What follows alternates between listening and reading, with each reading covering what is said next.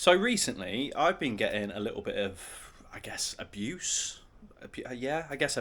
on my old Instagram. And the reason why I'm hesitant to call it abuse is because that suggests that it's coming from a place of power, which, as you can probably see from their lack of personality, isn't really the case. And the running theme across these cockwombles comments tends to be focused and targeted at my appearance. As you can see, they're questioning my credentials as a PT because apparently I've got an average physique and they're, taking the piss about how I look. Now, listen, I'm a big boy. I've got quite tough skin. I can handle it. And at the end of the day, the more they comment, the more they give me shit, the more content I can produce. And it slaps for engagement. So, cheers, lads. Now, listen, I know that I am not the biggest person in the world.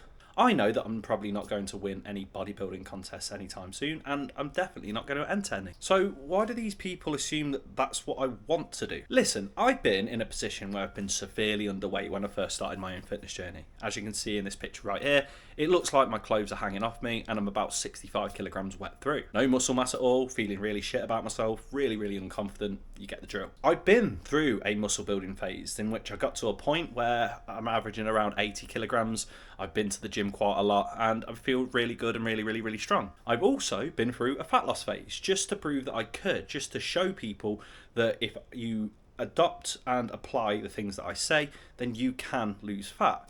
Because ultimately, what's the point of me telling people how to lose fat if I cannot do so myself? I woke up one morning, felt a little bit fat and thought, you know what, let's lean up a little bit. And I did it. I lost close to about 7 kilograms over the course of about 12 weeks. So I've been through it. I've been through muscle building. I've been through fat loss. I have the experience of going through these different kinds of phases. I've also got 2 degrees and I've got plenty of years experience of being a PT, being a coach, and ultimately helping people get to a point where they're happy with their body. So there's my credentials, there's my experience, and that's what I've done in the past. Now moving on, let's say for example that fitness is on a scale of 1 to 10. So 1 out of 10, the lowest point on that fitness scale which I mentioned, is people who don't really exercise, don't really train, don't really worry about their nutrition at all, potentially overweight, unconfident, unhappy with themselves. You get the idea.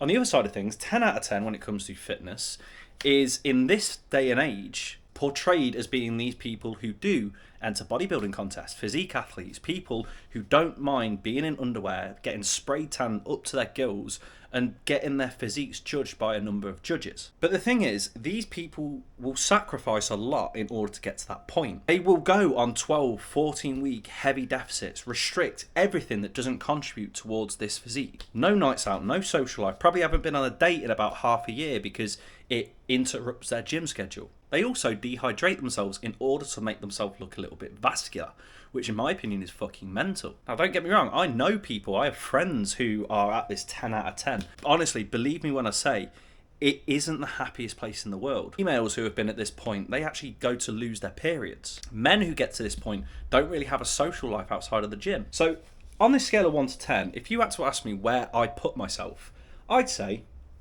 roughly there. About an 8 out of 10. Because I'm not going to lie, fitness does mean a lot to me. I do want to get stronger. I do want to build muscle. I do want to improve my physique. But I am not willing to sacrifice the little things in life which makes me happy, which would ultimately push me towards this 10 out of 10. Because despite the fact that I will be getting to that point where people do look at me in the street because of the size of my biceps, or I am looking like a Greek god, I would be sacrificing the little things in life which do make me happy, such as a night out, a trip to the pub, a trip to a restaurant, a fucking chocolate bar.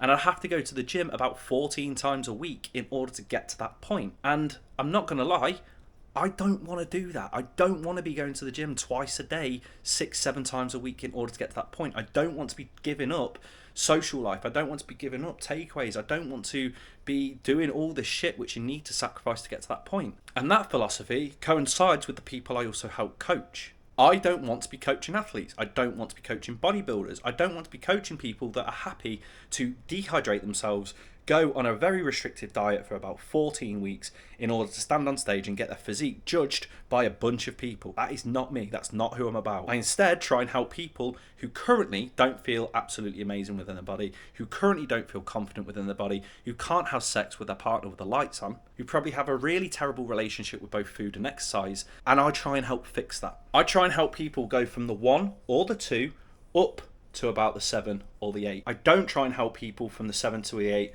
up to the 10, because at the end of the day, I don't think that that is a very sustainable way to live. And these bodybuilders and these people who are looking like they're a Greek god or goddess do not look like this sustainably all year round. So what you need to understand is that I know that I'm not the biggest person in the world. I know I'm not the strongest person in the world. But I don't want to be. I don't want to have to sacrifice or give up these little things in life to get to that point. I'm happy just doing what I'm doing. I'm happy improving physiques. I'm happy improving relationships with food. I have experience both in the gym and experience helping people transform their bodies. I have the credentials that I need, and cunts like this need to understand what exactly I'm about and what exactly I'm trying to teach. If you're looking for somebody to help you get to a point where you can stand on stage and win a bodybuilding contest, I'm not the coach for you. If, however, you are in a position where you cannot take your top off, you do feel self-conscious getting pictures taken of you, and you have a pretty shitty relationship with both diet and exercising, then you'd be more than welcome to board my team, because these are the things that I help fix. Understand my philosophy before you start taking the piss, you silly pricks. But at the end of the day, keep doing it, because it helps with engagement, as I said, and it really does help me provide more content. And if you want any more free fitness or fat loss based content without any of the bullshit, as always, then make sure that you're either following my Instagram at k.p_health or subscribe to this channel. Peace.